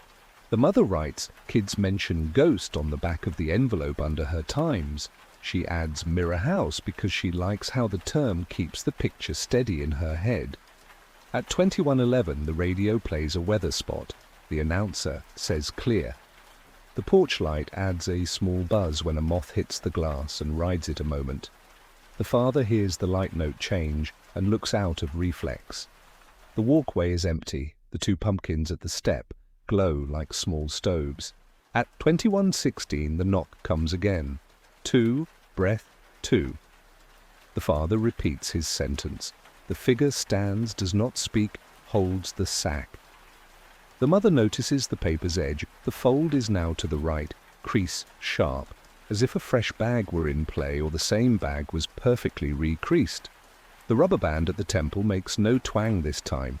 He places one piece on the lip of the bag and lets go without tipping.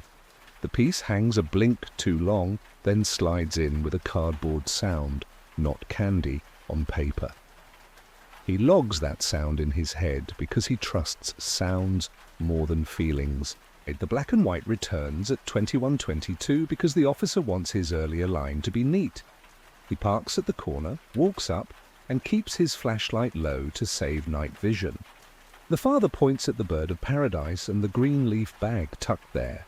The officer goes to a knee, checks for bugs, checks for a matchbook tucked under as a wedge. He does not touch the fold. He asks for the knock rhythm, they show it on the door. He asks for the doorbell patterns, they point to the times on the envelope. He notes 2013, 2019, 2024, 2033, 2047, 2059, 2116. He hears how the minutes avoid the half hour and the top of the hour the way a person would who is listening to radio cues to not collide. He opens the bag with 2 fingers and a pencil to lift the fold. Inside sits cardboard cut to fit, a stiffener taped in place along the seam. It makes a platform so candy will sound like it fell, but won't drop to the bottom. He notes cardboard floor and sees a narrow slot cut into it. He does not pull it up. He replaces the fold and writes in his pad that the bag was found, that it holds a stiffener, that it does not smell like groceries. He asks if anyone said a word. They say no. He suggests keeping the bowl inside and closing the outer door between knocks. He asks if a radio ad can time the next visit. The mother nods. The tire jingle will run again at 29.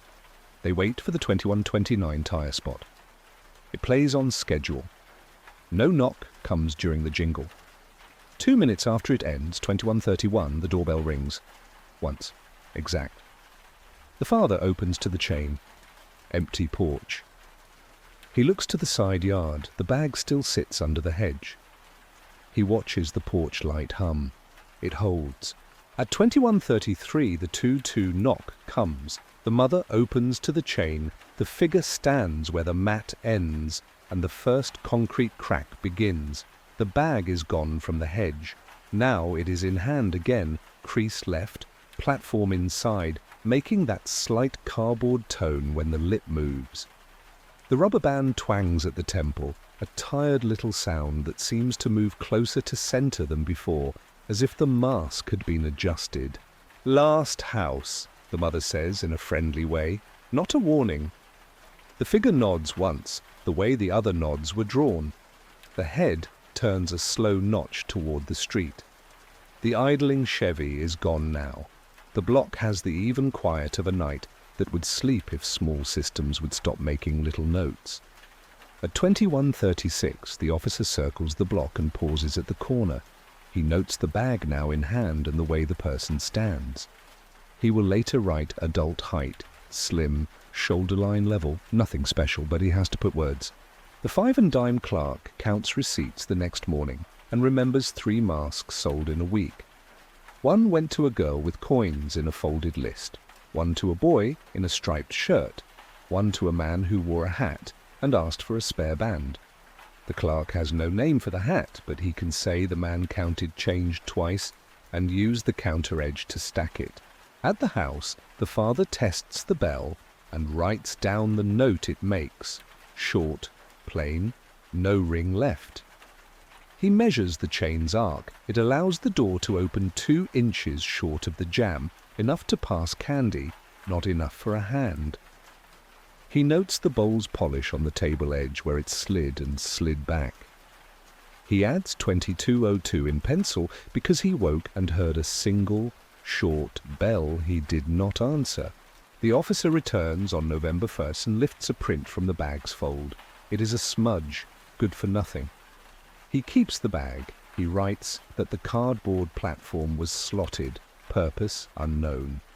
The report says no property loss and no contact. It keeps the times and the jingle and the way the bowl moved without a hand to show it.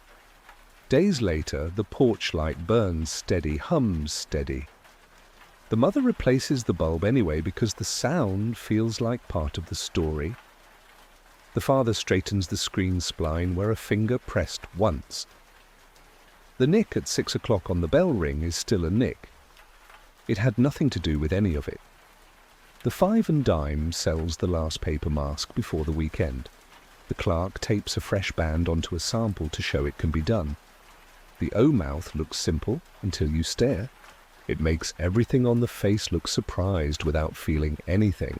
A neighbor boy brings the gutter wrapper back to the father and says he found it by the curb and remembers missing the second toss. The father throws it away without bagging it because he is not the sort to keep every scrap. A month later, the officer will ask if anyone kept the Halloween wrapper, and the answer will be no. The report gets filed the way quiet reports get filed, thin, pinned behind calls that had sirens. It keeps the times from the envelope back, the radio jingle at 29, the 2-2 knock, the cardboard platform with the slot, the small twang at the temple, the bag under the hedge, the porch light hum. It ends with a line that sounds plain because it is. Unknown person in disguise accepted candy and did not speak. No harm reported. The mother keeps the habit of pushing the bowl back to center by a finger's width, even when it does not move. The father sets the door chain and listens for a bell that stays simple. Most nights answer with nothing at all. On Halloween a year later, someone knocks 2, breath 2, and says trick or treat like a normal kid. He feels his shoulders let go and laughs once because ordinary finally showed up and remembered how to be ordinary. The house stays what it was. Single story, short walkway, a bulb that hums with the power's small song. The street holds its quiet. The mask in the memory keeps its neat O-mouth and a rubber band that twangs somewhere near center. The file lives thin in a drawer marked autumn. The last line the father writes for himself is the kind he likes because it doesn't pretend to solve anything. Start with the record. The rest is a face you didn't see under a porch light that kept its note. Morning light makes ordinary brave. The porch looks like a porch again. Short walkway, nicked, bell ring at 6 o'clock, the bowl back in its spot by habit. The father decides to test the things that let a story drift. He starts with the bowl. On the side table, he marks its feet with a pencil dot, then nudges it a finger's width and leaves it. He opens and closes the inner door to the chain 10 times, slow, then fast, to see if air will slide the bowl. The line never moves. He writes, door air, not cause on the back of the same envelope that kept last night's times. He tests the screen next. The chain allows 2 inches short of the jamb, enough for candy. He unlatches the screen, lets it rest on its spring, and watches the table. No drift. He checks level with a dime under one leg. The bubble on his old carpenter's level sits true enough for a porch. He straightens the pencil dots until the feet sit in them again. The doorbell gets its turn. He presses once and listens to how the sound dies in the wood. Short, plain, no echo. He keeps pressing slow and notices a small mechanical grace. The button rebounds best when pressed center, not top. He logs a note that means nothing now and might later. Bell best at centre. Across the street, Mrs. Vega waters her strip of lawn and sets her terrier on the steps to sun. She brings the timepiece she trusts, a kitchen timer with a stiff spring. Together they compare clocks. The radio says 8:06 when her timer says 8:08. She subtracts 2 minutes from her notes and puts a light X through the old numbers, leaving them readable under the new ones. She repeats her metallic chirp detail and adds that it felt near the face, not near the bag. The father walks the side yard with a fresh patience. Under the bird of paradise, the green leaf bag is gone, collected last night by the officer with a pencil and care. The ground holds only thin, damp stars from the sprinkler head. He kneels and looks under the hedge line for tucked edges, for candy that fell, for anything a small hand might have dropped. A straight pin lives in the dirt where a cuff would brush, not shiny, not fresh, run dull with Los Angeles dust. He leaves it and writes nothing about it because everything cannot matter. At the 5 and dime, the clerk pulls a brown envelope from under the register. He has written "Mask 3 PCs" in blue pencil and put the carbon copy of October 30th sales inside. He remembers the spare band request because people do not buy spare bands unless they know paper tears. He draws the mask shape like a child would, circle face, O mouth, and dots the temple where a band would tie in. "It tugs here," he says, tapping right of centre. He sold 2 that needed hand-cut holes after the die jammed. Those eye holes came out a little lopsided. The clean O-mouth came from pre-cut stock in a spring box, a leftover he set out because a boy asked for a face that looked surprised. The officer returns at 11:20 to take a clearer statement, while a house is less like a stage. He stands on the porch and asks the father to show exactly where the figure stood, at 2013, 2024, 2047, 2116, 2133. They place a coin on the mat at each remembered spot, then step back to see whether a person standing there could ring the bell without reaching across the chain or could touch the table. The mat edge puts the ring 21 inches from a shoulder, reasonable for a grown arm. The table sits inside, beyond chain length. "So the bowl slides when no hand can touch it," the officer says, the way people say a sentence to see if it sounds silly out loud. The father answers, twice, with the calm of someone who dislikes guessing. The cardboard in the bag lives on the station counter now, under glass, as if it were already an exhibit. The officer shows a sketch of it, rounded corners, narrow slot cut, straight near the fold. "Could be for a note," he says, "or for a stick to push it up. Could be nothing." He draws a small rectangle above the slot to show where stiff tape held it to the seam. "We left it intact," he adds, as if to reassure a person who might be protective over craft. At home, the mother tells a detail she didn't say last night because it felt odd in her mouth. "The candy made a cardboard tone when it touched the lip," she says. She taps the table to make the sound for him. Tick, not thud. The officer writes cardboard tone and circles it. He asks whether the rubber band sound changed. She says it twanged twice and then stopped twanging, as if the band had been moved closer to center. He writes band moved and draws a tiny O with 2 dots for eyes near the top edge and writes closer with a question mark. In the afternoon, the father tests a shadow thing. He stands where the figure stood and waits for the sun to find the porch angle. At that hour, the eave casts a shade that makes eye holes look like small tunnels. He steps back 1 pace. The tunnels deepen. He steps forward to the mat. The face would be bright from the bulb, eye holes silly and harmless. He imagines a person who learned where to stand so a face stays camera-proof, even without a camera on this small house. He walks to the mirror house and asks their boy, polite, older, what he saw. The boy says triangle eyes and a big smile, like on a pumpkin, which the father knows the mask did not have. The boy is honest about seeing his own face in the glass, the way hallway mirrors turn every porch into a shadow show.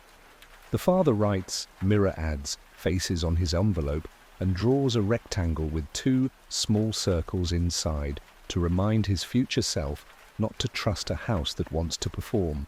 Late afternoon, the officer calls to say the Chevy was one of 2 that idled on the block. Both belong to parents.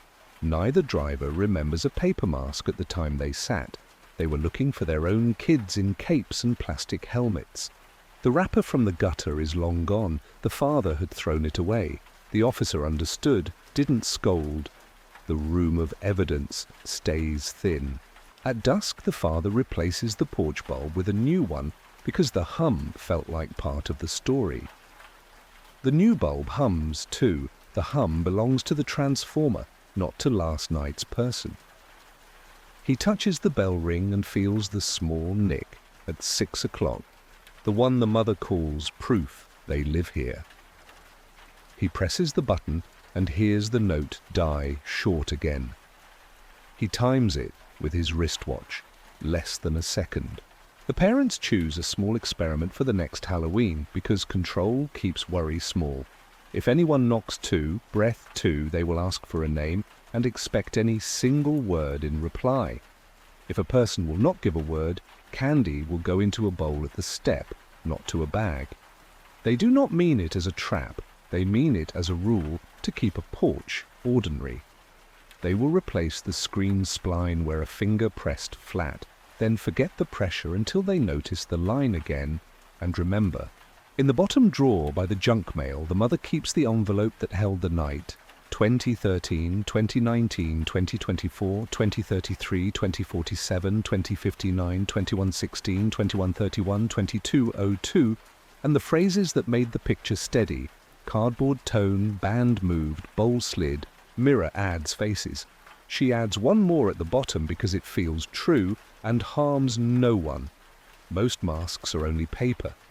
She folds the envelope once and puts it under the rubber bands that hold batteries and a pen light. The report gets typed neat and thin. It lives with autumn calls, pumpkins kicked, soap on glass, roofs climbed and apologized for. A year from now, a young officer will read it and say, odd, and then forget it until his kid asks to be a ghost with a store mask and a spare band because the first one broke before dinner. That night in 1958, when the knock comes 2, breath 2, a normal kid, says trick or treat, and the father feels his shoulders let go. He still watches how the kid holds the bag. It is a deep habit now, listening for a cardboard undersound, eye on the crease. He gives 3 pieces anyway and keeps no notes because Ordinary has returned and does not want to file. Some winters later, he will pass the 5 and dime window and see a display: paper faces with mouths cut in O, rubber bands pierced twice near center to stop the twang. He will rest a hand on the glass, not hard, and say nothing to the person inside because selling paper faces isn't a crime, and most evenings are exactly what they seem when a porch light keeps its note. The clerk shows how a spare band changes a mask's behavior. When tied closer to center, the band pulls the mask snug and dulls the twang. It also holds the face tighter during a slow turn, the kind the mother called a photo turn. He threads a band through and taps the temple. No twang now, only a soft rubber shift. He says a man in a hat asked him to do this at the counter, paying in coins that clinked like he was counting a proof. The cardboard platform with its slot gets a second look at the station. The slot is narrow, straight, clean, not a tear. A thin stick could fit, a finger could not. The officer slides a stirrer through and finds he can lift the platform a hair without buckling it, like a stage hand testing a trap door that should not creak. He notes it and draws the stirrer in his sketch, adding "control" in small letters. He does not write a guess about what needed control. He writes only that someone planned sounds. A quiet thought grows in the file. Rehearsal. The times avoid the top and half hour the way a person who listens to radio cues would. The 2-2 knock repeats without drift. The bag keeps a crease that flips sides like a person who drilled the move until muscle remembered. The turn happens at the edge of light where eye holes become tunnels. Nothing here proves harm, everything here proves practice. Mrs. Vega remembers one more thing when the terrier pulls her past the fence line weeks later. The metallic chirp near the face, she thought it was keys at first, had a small spring to it, not a jangle. The clerk says bands don't make that sound. The officer says doorbells do, but no one had touched the bell at that moment. It goes in the margin, chirp, spring, near face. The father draws a map of the block on stationery, the Chevy idling spots, the mirror house, the corner the patrol car used, the small hedge where the bag hid. He uses a blue pencil because blue makes everything look cooler than it felt that night. On the mat, he marks the coin spots where the figure stood. The set looks like chess pieces on a short board, quiet, deliberate. No name comes. The clerk's man in a hat stays a hat and a neat stack of coins. The spare band stays an idea that made a sound go away. The slot stays a hole in cardboard that could lift a platform, or not. The bowl remembers the finger's width until someone wipes the pencil dots away. And still, no harm reported, no entry, no loss. The mother keeps 2 new house rules that cost nothing. 1, bowl inside, screen closed, chain set, voice expected. 2, if the band twangs from the wrong place on a paper face, that person can use words before plastic can take sugar. It sounds fussy when she says it aloud, it feels simple when she does it. In early November, a letter arrives from a neighbour on the next block, the one with a porch light that sometimes flickers under heavy radio use. She says a silent person in a paper face stood too straight at her bell around 8:10, and that she gave candy through the screen because it felt kind to act like nothing was odd. She notes no bowl drift, no bag under hedge, no cardboard sound. She writes, maybe just a shy kid, and signs with a loop that looks like a treble clef. The clerk, curious to be useful, turns his ledger back and finds the spare band sold twice in October, once on the 30th to the hat, once on the 24th to a woman who needed it for a school pageant. He taps the paper with his pencil and says the hat counted nickels, lining them edge to edge like a tiny fence. He did not smile, he did not hurry. On November 2nd, the officer writes no further incident and attaches the father's porch map. He adds a line because he likes words that sound like a mechanic's report. All systems normal under ordinary use. He underlines ordinary once. A year later, 1958, the knock pattern returns once and then behaves like every other house. No bag under the hedge, no bowl shifting, no O-mouth held with a practiced stillness. A plain kid says trick or treat and fumbles a chocolate. The father says good evening and notices that his body is already unwinding while his mind still watches for cardboard and a slot. He leaves the envelope in the drawer with the rubber bands and the batteries. Sometimes he takes it out to check the small square letters that kept the night straight. He adds nothing to it and does not throw it away. That feels like a good balance for a file called Autumn. On a mild evening in December, he does one more test because respect for a note will nag at a person who notices what a hum does to nerves. He swaps the porch bulb for a third brand, touches the transformer housing, and listens. The hum holds. He loosens the housing and hears how the pitch shifts, a quarter tone lower, then higher, like a radio that cannot find center. He tightens it to where his ear feels less crowded. The mother laughs and calls him fussy in a kind way. Later, she admits the house feels kinder when the note sits right. He tests the bell again and presses off center to see if it will make a chirp like Mrs. Vega heard. The rim scrapes a hair against the ring and gives a teach that is not the same. He writes, "Not bell next to chirp," and lets it be.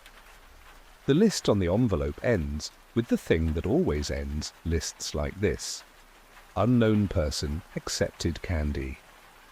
No harm reported. A nephew visiting for New Year's finds the paper mask display at the 5 and dime funny and brings one home to make faces. The father ties the band center to see whether the twang disappears. It does.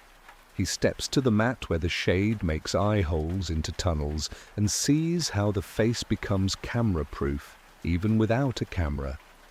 He makes a note in his head only, not on paper, because it is a fact that does not ask for a story. When the nephew knocks 2 breath 2 as a joke, the father says, "Use your voice." And the boy grins and says, "Trick or treat on a night with no costumes." The room stays ordinary. The screen holds. The bell's note dies short. Years pass gently.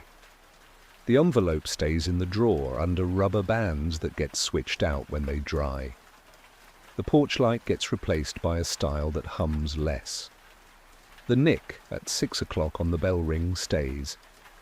It will outlast paint and tape and house shoes. The 5 and dime changes hands. The new owner sells plastic masks that shine under neon. Paper faces go out of season. The clerk, who liked blue pencil, moves to a job that needs less standing.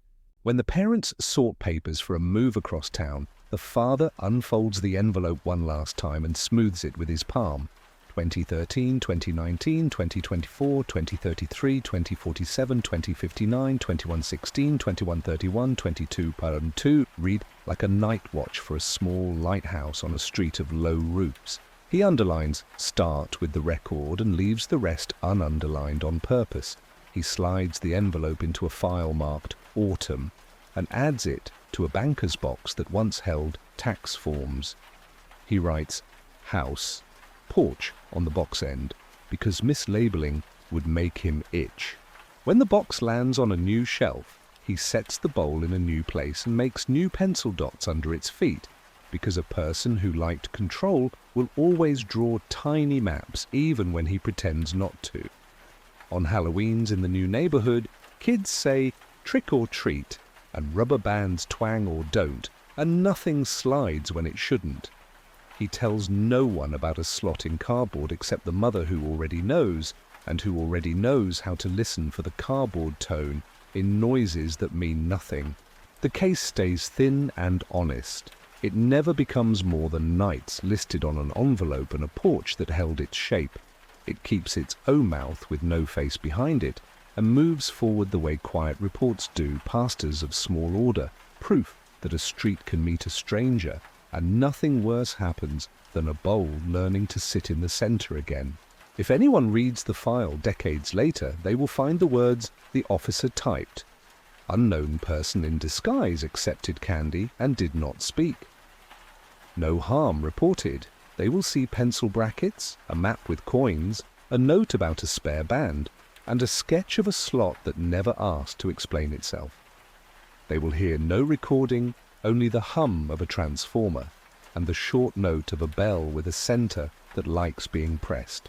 That is where the story stays because it fits. A porch light that kept its note, a mask that stayed paper, a bag that made a cardboard sound, a family that learned 2 small rules and kept them without turning their house into a stage, and a line the father wrote, which is the right one to leave on the paper. Start with the record. Leave the room how you found it. Hey, if you're still here, thanks for keeping the lamp low with me. We walked 3 quiet nights and stayed with the record. A keypad that said valid with no face, a lobby where bare footprints split, and the chalk line at the bay blurred. A paper mask with a neat O-mouth and a bag that clicked like cardboard. Before you go, do our little ritual one more time. Slow breath in, loosen your jaw, thumb on the table, click the quiet key. Then help build the night map. Drop your city and local time in the comments and add what you're listening on. iPhone, Android, TV, car or earbuds. So our line of quiet listeners can circle the world. Tell me what details stayed with you. The rotate scrape on stair paint, The blue painter's tape at the hinge, the overlapping heel and small toe at the elevator sill, the coin bell tick in Annex, or the way the porch bowl kept sliding a finger's width. New, calm history horror arrives most nights. If this kept you company, wait until the video ends to subscribe, then tap the bell so the next file finds you at the right hour. Share this with a night shift friend who likes steady detail. I'll straighten the notebook, center the bowl, and leave the room how I found it, lights low, story filed, latch kept. Sleep easy.